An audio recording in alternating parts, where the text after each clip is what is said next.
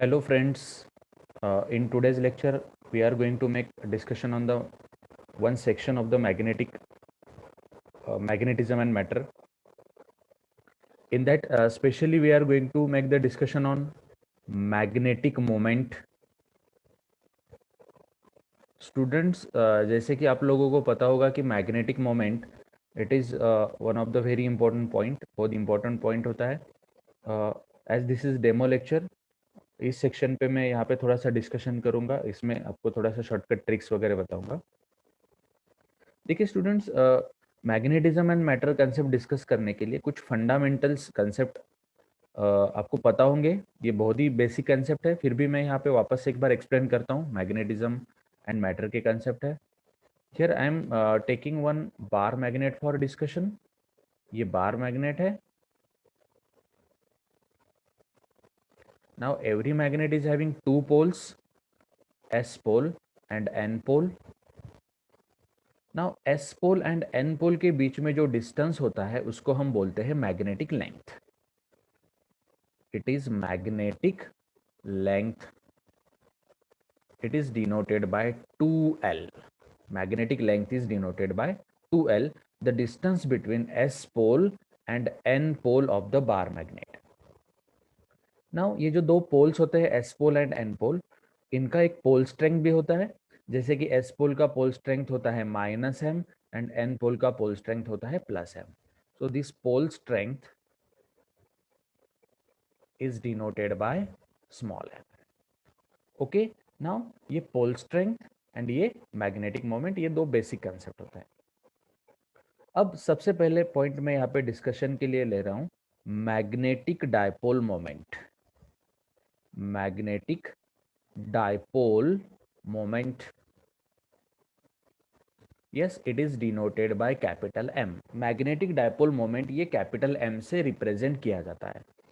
देखिए स्टूडेंट्स, इसके लिए मैं आपको एक ट्रिक बताता हूँ. आपको क्या करना है, बस यहाँ पे याद रखिए इसका formula, capital M equal to small M into 2L. ये देखिए, ये जो मैं यहाँ पे आपको ट्रिक बता रहा हूँ, इस तरीके से फिजिक्स में बहुत सारे क्वेश्चंस कवर होते हैं. यही पॉइंट के लिए नहीं चलता है, बहुत सारे पॉइंट्स इसमें कवर होते हैं. आगे चल के मैं वन बाय वन बताऊंगा. यहाँ पे मैं आपको एक फर्स्ट फंडा सिखा रहा हूँ.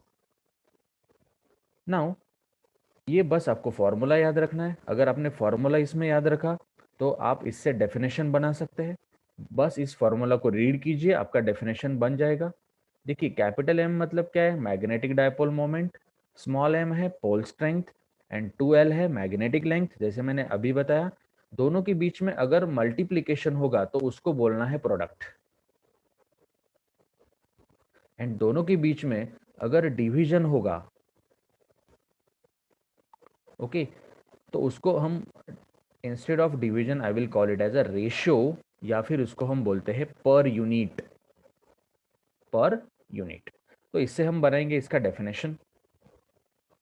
सो रीड करो बस फॉर्मूला. फॉर्मूला क्या है, capital M equal to small M into 2L. बस read the formula. This magnetic dipole moment is defined as, देखिए ये जो इक्वल टू होता है ना, इसको हम बोलेंगे इज डिफाइंड एज. देखिए मैं फॉर्मूला रीड कर रहा हूँ बस.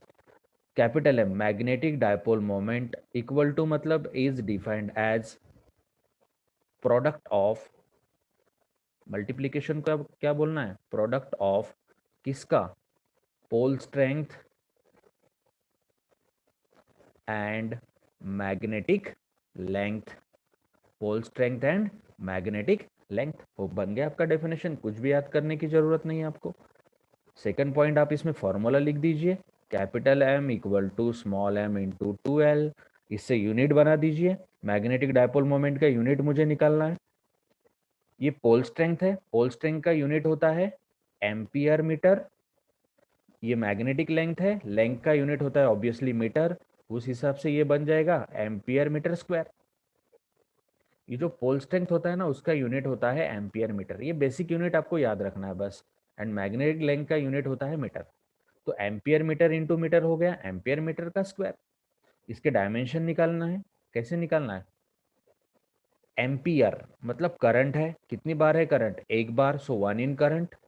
मीटर, मीटर मतलब कौन है, लेंथ है, लेंथ कितनी बार है, 2 बार, सो 2 इन लेंथ, हो गया डायमेंशन। तो इस तरीके से स्टूडेंट्स मैंने सिर्फ यहाँ पे फॉर्मूला याद रखा है, capital M equal to small M into 2L, and बाकी सब चीजें हम उस फॉर्मूला से निकाल सकते हैं। जैसे कि डेफिनेशन बिल्कुल मगअप नहीं करना है, ट्रिकी वे से याद रखना है। फॉर्मूला से ही हमने यूनिट निकाल दिया, फॉर्मूला से ही हमने डायमेंशन निकाल दिया। तो इस तरीके से स्टूडेंट्स हमें प्रिपेयर करना है। तो ये बहुत ही सिंपल एक कंसेप्ट मैंने आपको बताया। तो जाते हैं नेक्स्ट पॉइंट पे, मैग्नेटिक मोमेंट के एक्चुअल कंसेप्ट पे। देखिए, मैग्नेटिक मोमेंट का जो कंसेप्ट होता है उसमें समझो ये मेरे पास एक बार मैग्नेट है। हमें क्वेश्चनिंग किस तरीके से होता है, ये है उसका S pole, N pole, and इसके बारे में मुझे अलग अलग पैरामीटर्स दिए जाते हैं। ये बार मैग्नेट है, इसका मैग्नेटिक मोमेंट उसने दिया है कैपिटल एम। उसने बताया कि इसका मैग्नेटिक मोमेंट कितना है, कैपिटल एम है। इसका पोल स्ट्रेंथ है small M, and magnetic length है 2L। मैग्नेटिक लेंथ यहाँ पे दिया है 2L। कुछ भी पैरामीटर वो हमें इसके बारे में दे सकता है। अब देखिए क्वेश्चनिंग कैसे होगा, वो हमें दे रहा है क्या डेटा, इस बार मैग्नेट के बारे में। इसका मैग्नेटिक मोमेंट कैपिटल एम है, इसका पोल स्ट्रेंथ स्मॉल एम है, एंड मैग्नेटिक लेंथ 2L है। अब देखो, उसने पूछा है कि इस मैग्नेट को मैंने अलग अलग तरीके से कट किया है, और कट करने के बाद जो पीसेस यहाँ पे बनेंगे, तो हर एक पीस का मैग्नेटिक मोमेंट कितना होगा। समझो, इस मैग्नेट को मैंने कट किया कुछ इस तरीके से, एक बार हॉरिजॉन्टली कट किया, एक बार वर्टिकली कट किया, तो ये इक्वल पीसेस हो गए, 4 पीसेस हो गए यहाँ पे। तो हर एक का मैग्नेटिक मोमेंट, हर एक का पोल स्ट्रेंथ, एंड हर एक का मैग्नेटिक लेंथ मुझे निकालना यहाँ पे पड़ता है। तो इसके लिए बिल्कुल भी दिमाग नहीं लगाना, इसके लिए मैं आपको एक शॉर्टकट ट्रिक बताता हूँ। वो ट्रिक बस आप याद रखिए, उससे आपका काम बन जाएगा।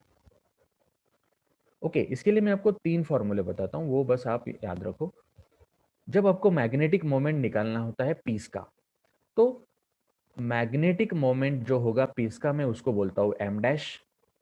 ओके, जो पीस वहां पे बनेगा ना, इक्वल पीसेस वहां पे होते हैं क्वेश्चन में, तो जो पीस का मैग्नेटिक मोमेंट मुझे निकालना है, वो उसको मैंने नाम दे दिया एम डैश। ओरिजिनल जो मैग्नेट है उसका तो मैग्नेटिक मोमेंट एम है। ओके, तो देखो यहाँ पे जो शॉर्टकट ट्रिक है वो है M divided by N. Capital M मतलब ओरिजिनल मैग्नेट का मैग्नेटिक मोमेंट, जो मैग्नेट ओरिजिनल है हमारे पास उसका मैग्नेटिक मोमेंट है कैपिटल एम। एन मतलब नंबर ऑफ पोल पीसेस, आप बस नंबर ऑफ पोल पीसेस वहां पे काउंट कीजिए, आपका काम यहाँ पे बन जाएगा। So M dash equal to M by N. यहाँ पे एन मतलब क्या, number of pieces, total number of pieces मुझे यहाँ पे बस काउंट करना पड़ेगा। ये है हमारा ट्रिक नंबर 1। अब देखो, इसमें सेकंड वाला मैं ट्रिक आपको बताता हूँ। यहाँ पे सिर्फ पीस का मैग्नेटिक मोमेंट पूछा जाएगा ऐसा बिल्कुल नहीं है, पीस का आपको पोल स्ट्रेंथ भी पूछा जा सकता है, कि कट करने के बाद हर एक पीस का पोल स्ट्रेंथ कैसे बनेगा। ओके, देखो यहाँ पे जो लॉजिक होता है वो हमें यूज करना है अगेन एम बाय एन। यहाँ पे देखिए pole strength small M, original magnet का पोल स्ट्रेंथ, कट करने के पहले जो पोल स्ट्रेंथ था ना वो यहाँ पे स्मॉल एम है, एंड एन मतलब नंबर ऑफ हॉरिजॉन्टल पीसेस मुझे यहाँ पे कंसिडर करना है। हॉरिजॉन्टल पीसेस की नंबर ऑफ हॉरिजॉन्टल पीसेस कितने हुए हैं, सिर्फ यहाँ पे हॉरिजॉन्टल पीस मुझे काउंट करना पड़ेगा। हॉरिजॉन्टल कट करने के बाद कितने पीस तैयार हुए हैं। नाउ उसके बाद हमें पूछा जा सकता है मैग्नेटिक लेंथ। कटिंग के बाद मैग्नेटिक लेंथ कितना होगा, it is 2L by N. 2L is magnetic length, original magnet का मैग्नेटिक लेंथ। ओके, एन मतलब यहाँ पे होगा number of vertical pieces. Vertically cut करने की वजह से कितने पीस वहां पे तैयार हुए हैं वो आपको यहाँ पे काउंट करना पड़ेगा। तो ये बन गया हमारा ट्रिक। तो इस लॉजिक के लिए हम अप्लाई कर देंगे।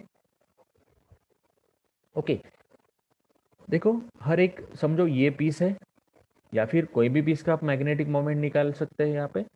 तो मुझे निकालना है केस 1 में फर्स्ट मैग्नेट का मैग्नेटिक मोमेंट, फर्स्ट पीस का आई विल से। ओके, पहली केस में मैं निकाल रहा हूँ इसका मैग्नेटिक मोमेंट। अब मुझे जो मैग्नेटिक मोमेंट निकालना है उसका लॉजिक क्या है, m/n, मतलब ओरिजिनल जो मैग्नेटिक मोमेंट होगा उसको डिवाइड करना है n से। मैग्नेटिक मोमेंट अगर निकालना है तो टोटल पीसेस काउंट कीजिए, कितने टोटल पीस है, 1 2 3 4। सो जस्ट डिवाइडेड बाय 4, बन गया आपका काम, m/4 हो गया। मतलब हर एक पीस का मैग्नेटिक मोमेंट कितना है, m/4।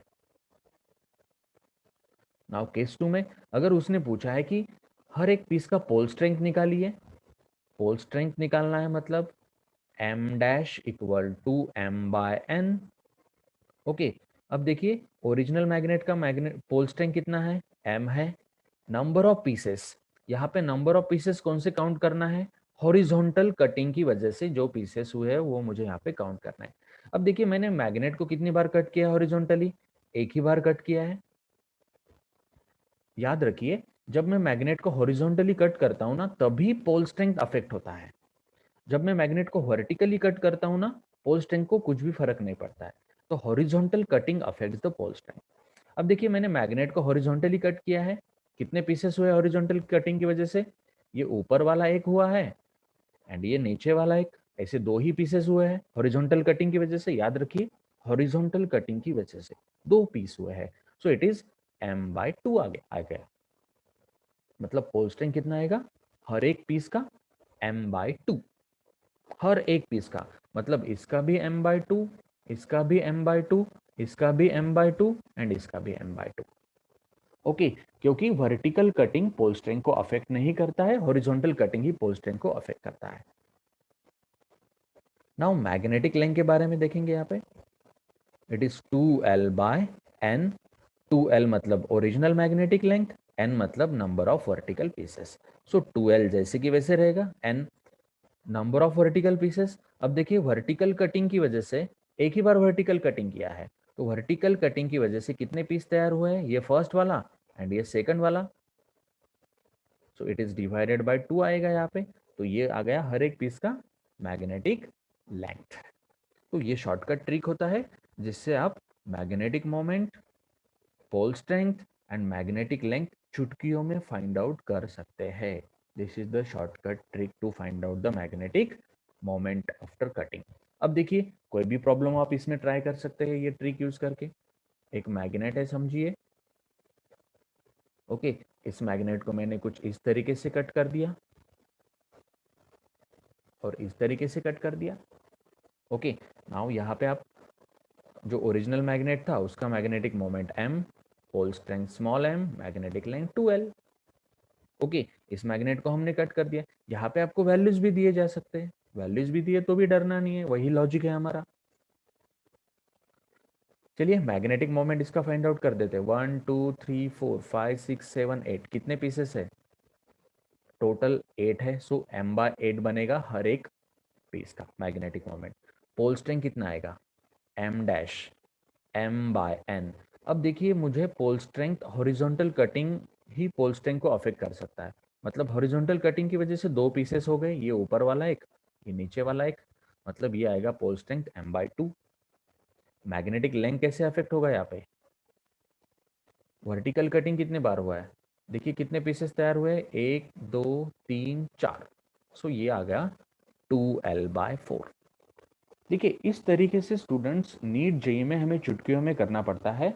यहाँ पे अगर आपने ये तरीका याद रखा तो आई थिंक 1-2 सेकंड में आप आंसर फाइंड आउट कर सकते हैं। आपके पास कोई भी लॉजिक देने दो उनको, कैसे भी स्ट्रक्चर देने दो, 1 या फिर 2 सेकंड्स में ही क्वेश्चन देखते देखते ही आप आंसर तक पहुंच सकते हैं। ओके, अब देखिए ये हो गया मैग्नेटिक मोमेंट का कटिंग का पार्ट जिसका मैंने आपको शॉर्टकट ट्रिक यहाँ पे बता दिया है। और इसमें एक लॉजिक मैं आपको बताता हूँ, यहाँ पे बेंडिंग ऑफ मैग्नेट, नीट में इस टाइप का क्वेश्चनिंग हुआ है बेंडिंग ऑफ मैग्नेट में। देखिए एक मैग्नेट है मेरे पास, this is some bar magnet having the magnetic moment m, pole strength small m and magnetic length 2l। उसका एस पोल है एंड एन पोल है। अब देखिए मैंने क्या किया, इस मैग्नेट को बेंड कर दिया, कुछ इस तरीके से मैंने मैग्नेट को बेंड कर दिया। ओके, ये इधर गया उसका एस पोल, इधर गया एन पोल।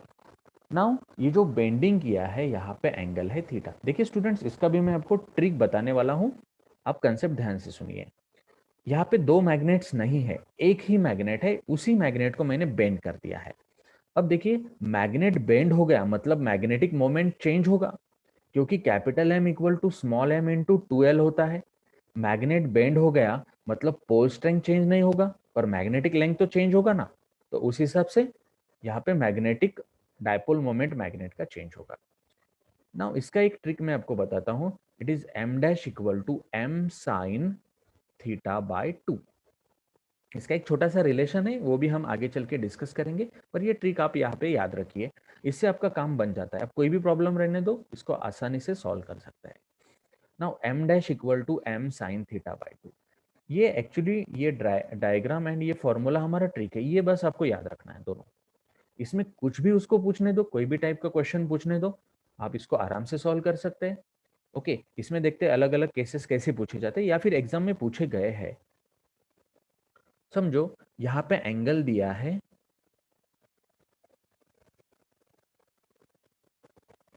मैग्नेट को हमने बेंड किया है कुछ इस तरीके से।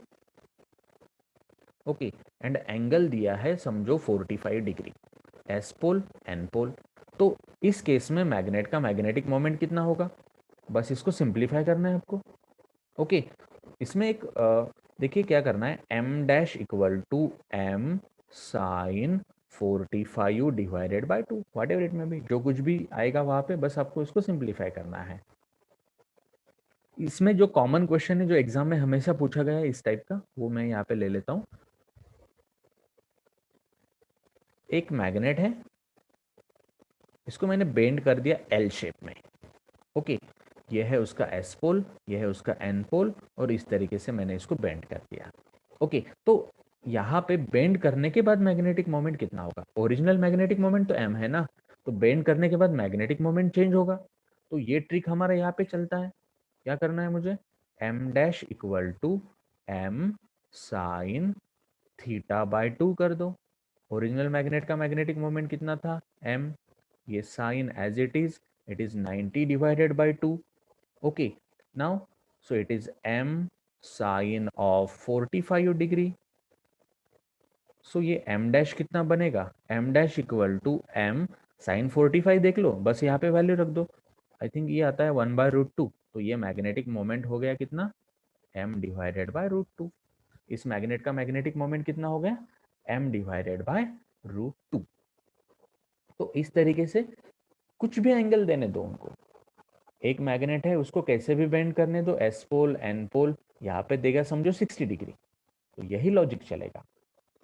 एम साइन 60 डिवाइडेड बाई 2 मतलब साइन 30 देखना पड़ेगा। तो देखिए स्टूडेंट्स, आपका काम कितना आसान हो रहा है, आपको सिर्फ ये चीज़ यहाँ पे याद रखनी है। ये चीज़ अगर आपने यहाँ पे अच्छे से याद रखी तो आपका काम बन जाता है, कुछ भी क्वेश्चन पूछने दो इस टाइप का, आपका काम बन जाएगा। ओके, तो ये हो गया इसमें फर्स्ट केस। अब देखिए स्टूडेंट्स, मैं आपको एक और शॉर्टकट तरीका यहाँ पे बताने वाला हूँ, पर उसके लिए और थोड़ा सा मुझे टाइम दीजिए, क्योंकि मैग्नेटिज्म जस्ट मैंने स्टार्ट किया है, थोड़ा जब आगे जाऊँगा तब और अच्छे अच्छे ट्रिक्स आपको बता पाऊँगा। तो यहाँ पे सेकंड केस में देखिए, आप प्रीवियस पेपर्स अगर आपने देखे होंगे तो इस टाइप का क्वेश्चनिंग आपको मिलेगा। वहाँ पे एक मैग्नेट है, उसको मैंने अर्क शेप में बेंड कर दिया है, समझो इस तरीके का अर्क हमने यहाँ पे मैग्नेट से फॉर्म कर दिया है। नाउ ये है उसका एस पोल, ये है एन पोल। नाउ सेंटर के साथ देखिए, सेंटर को मैं नाम दे देता हूं यहाँ पे ओ, दिस एंगल इज थीटा। अब इसका भी मैं आपको शॉर्टकट बता देता हूँ। देखिए स्टूडेंट्स, इसके छोटे छोटे रिलेशंस है, जैसे हम आगे जाएंगे ना सिलेबस में, वो रिलेशंस भी मैं आपको डिराइव करके दिखाऊंगा। पर स्टडी कैसे करना है एंड नीट जेई क्रैक कैसे करना है, यही तरीका होता है कि बस शॉर्टकट याद रखिए, और उस टाइप का प्रॉब्लम आपको डेफिनेटली मिलेगा एग्जाम में, क्योंकि वही तरीके से मैं सिखाता हूँ। और जब आप ये सब लॉजिक के हिसाब से अकॉर्डिंगली प्रिपरेशन करते जाएंगे ना, तो आपके मैक्सिमम क्वेश्चन आपको वहाँ पे अटेम्प्ट हो जाएंगे।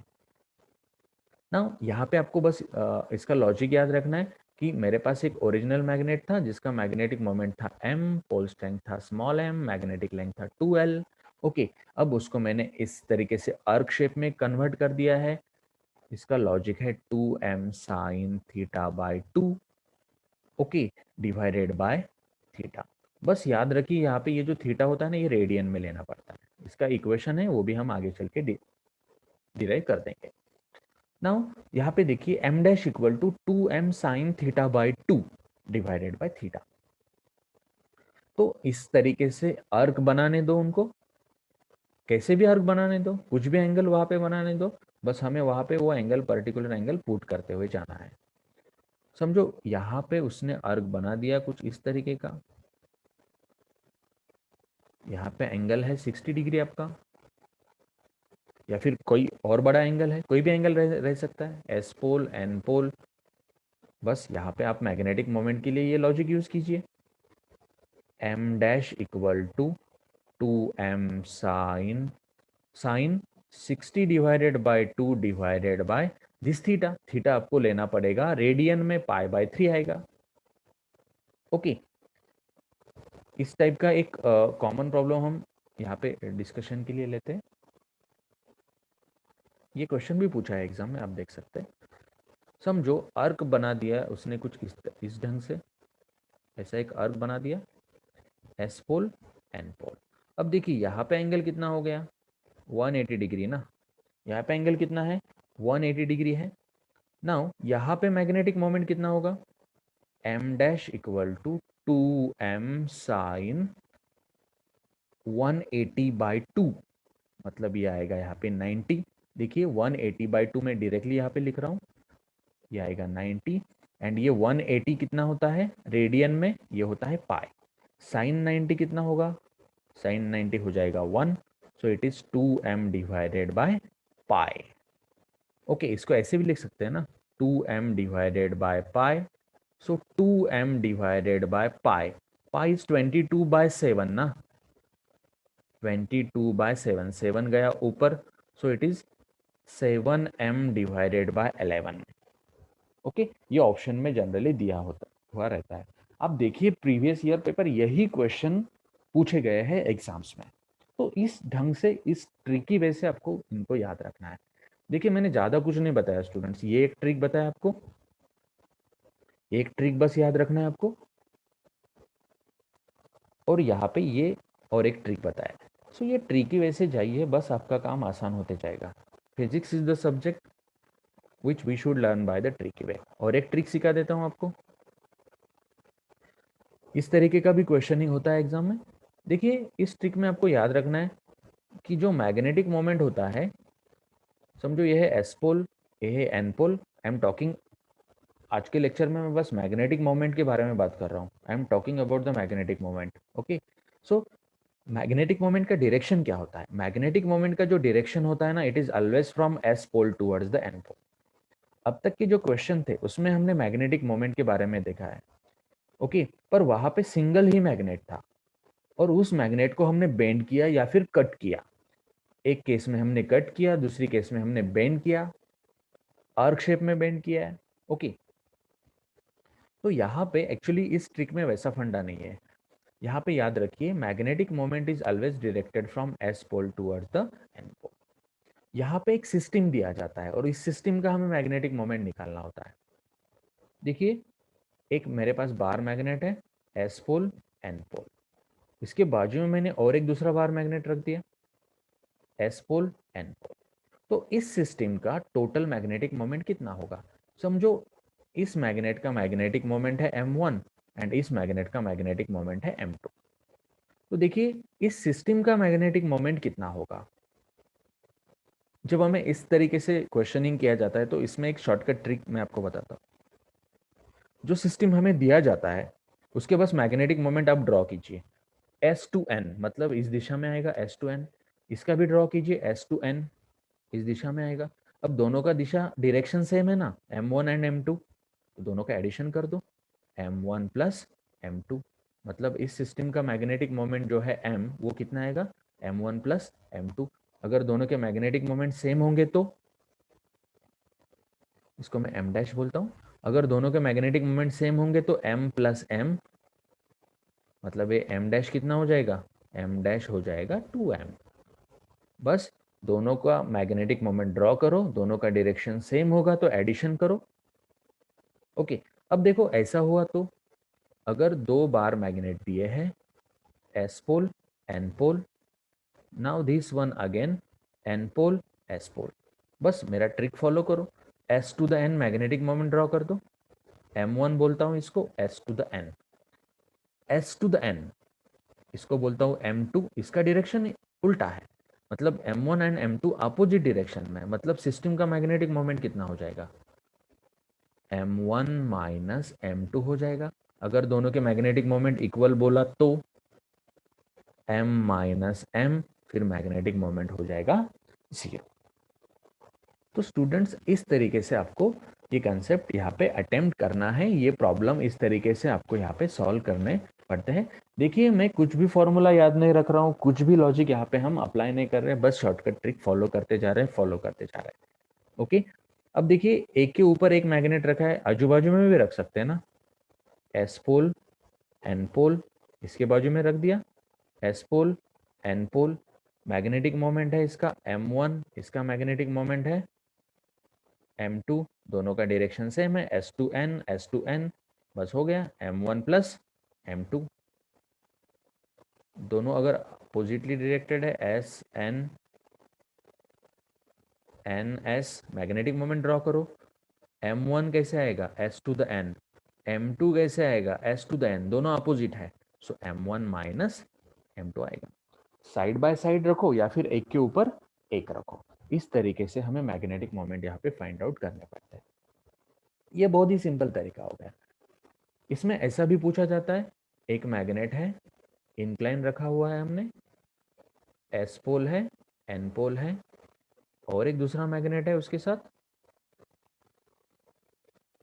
एस पोल एन पोल, यहाँ पे एंगल है थीटा।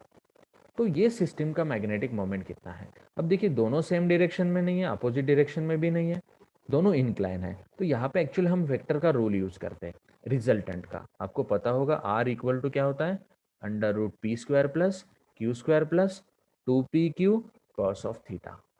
ओके, अगर आपको ये रूल पता होगा तो ये रूल हम यहाँ पे यूज करेंगे, आपको ये पता नहीं होगा तो स्केलर एंड वेक्टर में ये कंसेप्ट आता है।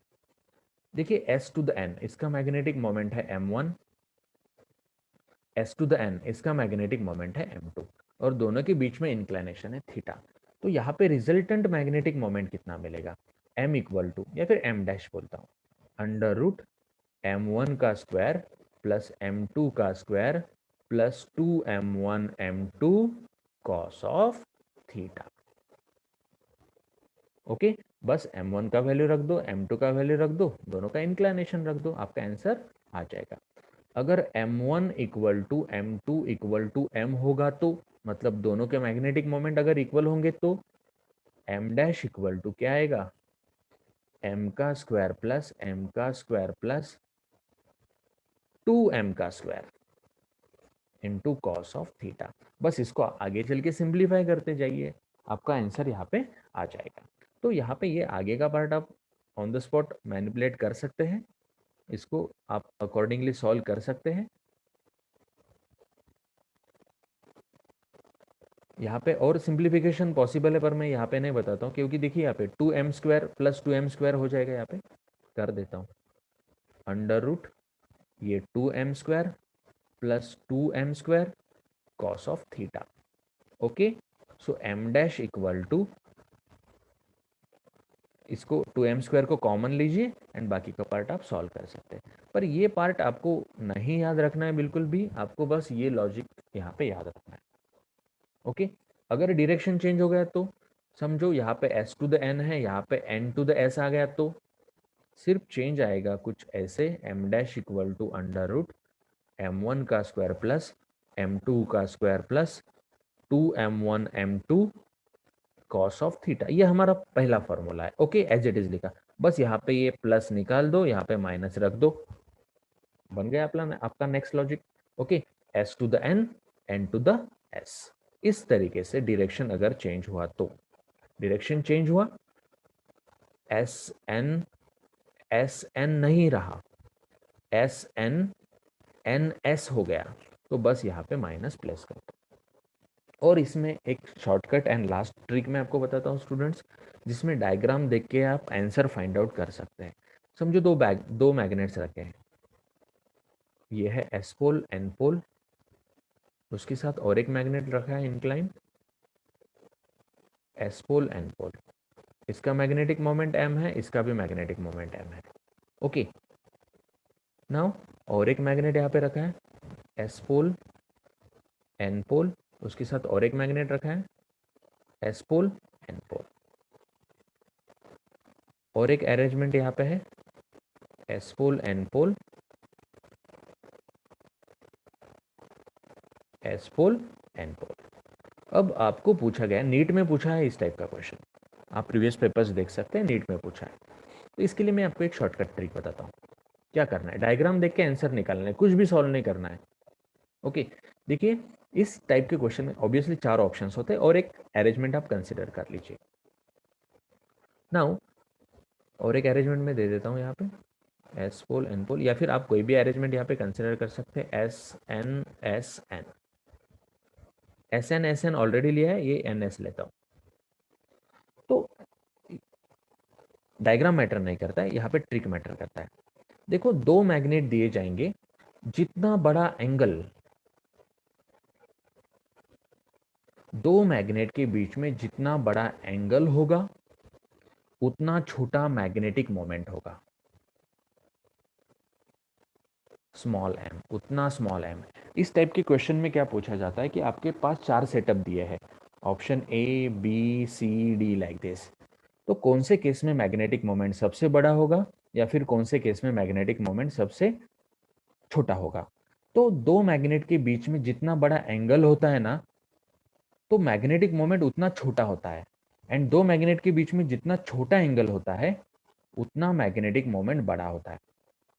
अब देखिए ऑप्शन ए में देखिए एस एन, यहाँ पे एंगल 0 है क्योंकि दोनों मैग्नेटिक मोमेंट पैरेलल है। यहाँ पे एंगल 0 से बड़ा है, ग्रेटर देन 0 है। यहाँ पे एंगल और बढ़ गया है, यहाँ पे भी बोल सकता हूँ ग्रेटर देन 0 है। यहाँ पे SNNS, देखिए SNNS मतलब यहाँ पे एंगल 180 डिग्री है। तो सबसे छोटा एंगल कहाँ पे है, यहाँ पे सबसे छोटा एंगल है, मतलब मैग्नेटिक मोमेंट सबसे बड़ा यहाँ पे होगा, लार्जेस्ट मैग्नेटिक मोमेंट। और स्मॉलेस्ट मैग्नेटिक मोमेंट कहाँ पे होगा, स्मॉलेस्ट मैग्नेटिक मोमेंट यहाँ पे होगा। तो ये शॉर्टकट ट्रिक होता है। देखिए ये ट्रिक क्या है, स्मॉलेस्ट एंगल, दो मैग्नेट के बीच में स्मॉलेस्ट एंगल होगा तो लार्जेस्ट मैग्नेटिक मोमेंट रहता है, largest magnetic moment. Okay, and दो मैग्नेट के बीच में अगर लार्जेस्ट एंगल होगा तो स्मॉलेस्ट मैग्नेटिक मोमेंट रहेगा। Smallest angle largest magnetic moment, largest angle होगा तो स्मॉलेस्ट मैग्नेटिक मोमेंट। तो ये नेक्स्ट ट्रिक है, ये याद रखिए स्टूडेंट्स। इसमें आपका बहुत सारा पार्ट कवर हो जाता है मैग्नेटिक मोमेंट के रिलेटेड।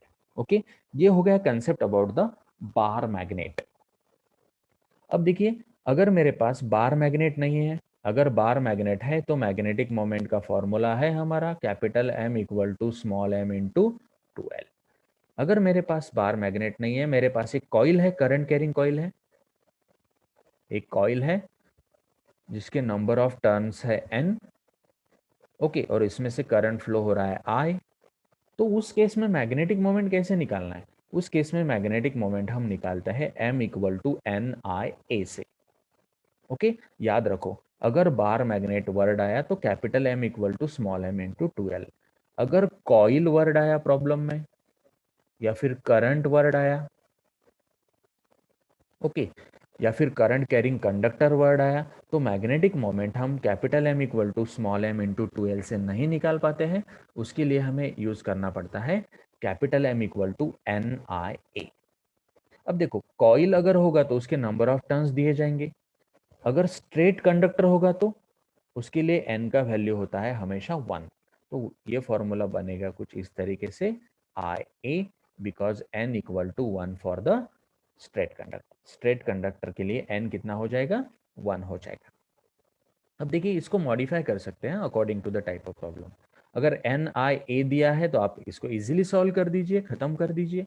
पर प्रॉब्लम तो इतना इजी नहीं आएगा, इसको हमें मॉडिफाई करते हुए जाना पड़ेगा। जैसे कि समझो m इक्वल टू आई दिया नहीं है तो i की जगह पे क्या दिया जा सकता है। देखिए I मतलब करंट होता है, I equal to charge upon time. Generally question पूछा जाता है इलेक्ट्रॉन पे, तो इसलिए ये आता है E डिवाइडेड बाय टी, क्योंकि चार्ज कितना होता है इलेक्ट्रॉन का, E होता है, divided by time it is T. So I equal to E divided by T. Now I equal to E 1/t मतलब f लिख सकते हैं ना, 1/t मतलब फ्रीक्वेंसी। तो देखिए capital M equal to E F into A. अगर A दिया है तो वेरी गुड, नहीं दिया है तो पाई आर स्क्वायर लीजिए, क्योंकि कॉइल कैसा है, सर्कुलर है। अगर कॉइल आपका सर्कुलर है, रेडियस आर दिया है, तो आप पाई आर स्क्वायर ले सकते हैं। अगर ए दिया है तो कुछ सवाल ही नहीं है, ए का वैल्यू डायरेक्टली पुट कर दीजिए। पर ए नहीं दिया है तो पाई आर स्क्वायर लेना है। आई दिया है तो वेरी गुड, आई नहीं दिया है तो ई बाई टी लीजिए। टी नहीं दिया है तो जनरली फ्रीक्वेंसी दिया होता है प्रॉब्लम में, इसलिए मैं फ्रीक्वेंसी का टाइप यहाँ पे ले रहा हूँ। मतलब मैग्नेटिक मोमेंट का फॉर्मूला कैसे बनेगा, E F into pi R का स्क्वायर। जब आपको प्रॉब्लम में दिया जाता है फ्रीक्वेंसी एंड कॉइल का रेडियस, सर्कुलर कॉइल का रेडियस जब आपको दिया जाता है, तो इस तरीके से आप उसको मॉडिफाई कर सकते हैं। अगर आपको फ्रीक्वेंसी नहीं दिया है, टाइम दिया है, तो E by T into pi R का square, E by T into pi R का स्क्वायर आप यूज कर सकते हैं। तो इस तरीके से देखिए हमारा लॉजिक क्या बन रहा है, capital M equal to N I A. अगर n नहीं दिया है मतलब बाय डिफॉल्ट 1 है, तो m equal to I A. I नहीं दिया है तो e divided by t into pi R square. A नहीं दिया है तो पाई आर स्क्वायर करो सर्कुलर कॉइल के लिए। So m equal to, generally circular coil के लिए ही पूछा जाता है, अगर दूसरे कॉइल के लिए पूछा गया तो उसका एरिया ले लीजिए।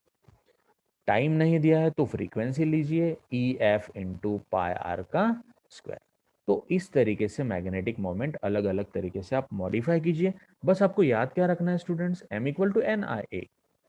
एन नहीं दिया है तो 1 लीजिए, आई की जगह पे ई एफ या फिर ई बाई टी, ए की जगह पे पाई आर स्क्वायर, खत्म। इसके अलावा कुछ भी अब तक एग्जाम में आया नहीं है, आएगा भी नहीं।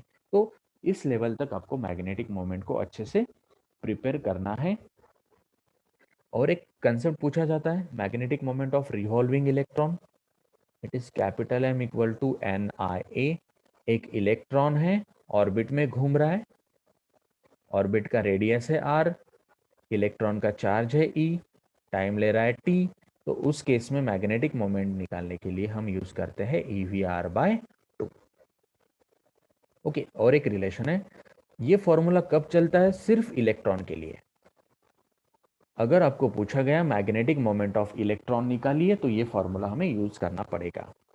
एक्चुअली देखिए जब इलेक्ट्रॉन ऑर्बिट में घूमता है ना, तो ये बन जाता है m equal to I A. Okay, so m equal to I, I मतलब क्या, e by T into A is what, pi R square. Electron गोल घूम रहा है, ऑर्बिट का रेडियस r है, इसलिए आ गया पाई आर स्क्वायर। ओके, सो यहाँ पे देखिए टाइम पीरियड मतलब क्या, टाइम मतलब distance travelled upon velocity. Electron velocity v से घूम रहा है, एंड कितना डिस्टेंस घूम रहा है, 2 पाई आर डिस्टेंस घूम रहा है। सो ये आएगा capital M equal to E by T. T क्या है, 2 pi R divided by v, v गया ऊपर, इंटू पाई आर का स्क्वायर। देखो pi pi cancel, R R cancel, capital M equal to E V R by, ये आ गया capital M equal to E V R by 2। अब देखिए मैंने जो लॉजिक यहाँ पे बताया स्टूडेंट्स, इलेक्ट्रॉन घूम रहा है तो इसका magnetic moment E V R by 2, bar magnet होगा तो small m into 2l, current carrying coil होगा तो m equal to N I A. इसके अलावा मैग्नेटिक मोमेंट में कुछ भी कंसेप्ट नहीं है। देखिए students, this is the demo lecture. यहाँ पे मैंने maximum part magnetism and matter का मैग्नेटिक मोमेंट के रिलेटेड जो कंसेप्ट है वो यहाँ पे फोकस करने की कोशिश की है।